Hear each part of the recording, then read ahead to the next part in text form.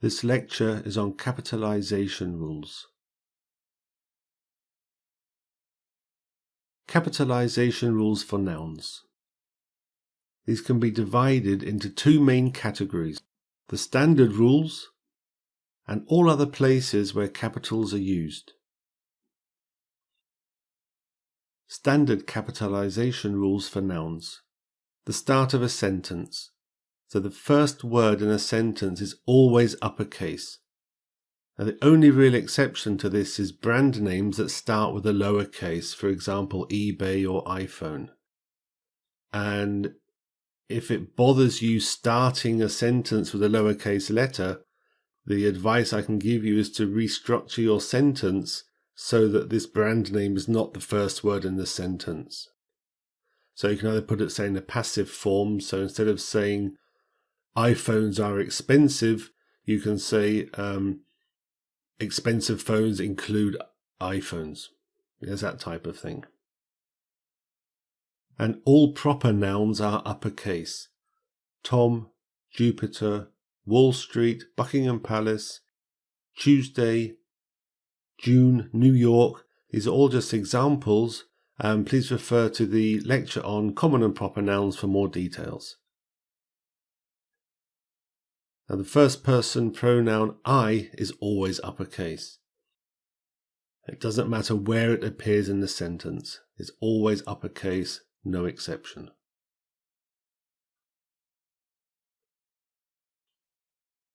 There are other places where nouns are capitalized.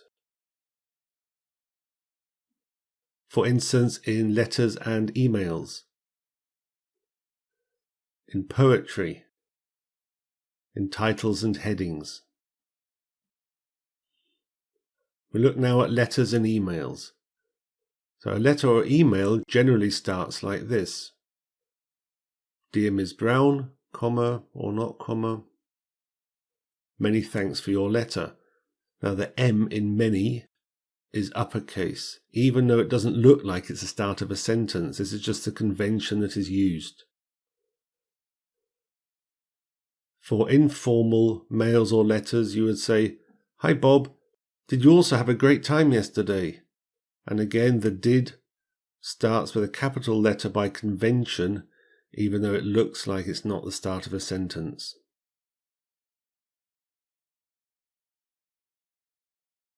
In poetry, especially traditional poetry, each line starts with a capital letter, irrespective of how the previous line was punctuated. So here's a classic example of a Valentine's poem. Roses are red, violets are blue, sugar is sweet, and so are you. And we see there's only really one full stop, so it's one sentence, but because it's in a traditional poetry format, each line starts with an uppercase. Now in modern poetry, this convention is not always held. For those of you who like alternative versions of these poems, here's a couple for you. My favourite one is this last one. Roses are red, violets are blue.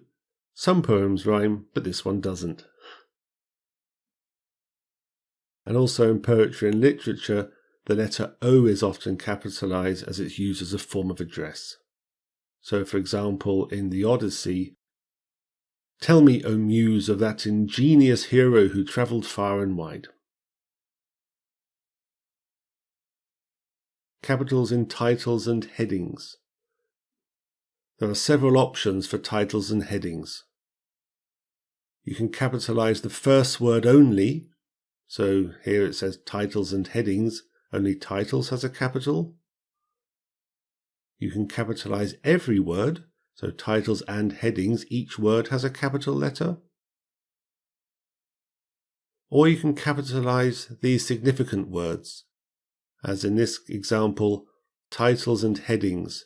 So titles, headings have capital letters, but little words like and, or, on, it, they would be left lowercase. The important thing is to be consistent.